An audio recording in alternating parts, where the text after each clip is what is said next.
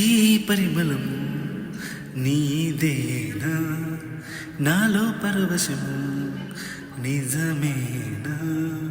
బొండు మల్లె పువ్వు కన్నా తేలికగు నీ సోకు, రెండు కళ్ళు మూసుకున్నా లాగు మరి నీ వైపు, సొగసును చూడగా ఇలా కనులకు మాట రాదుగా ఎలా? వింతల్లోనూ కొత్త వింత నువ్వేగా, అందం అంటే అచ్చంగాను నువ్వే.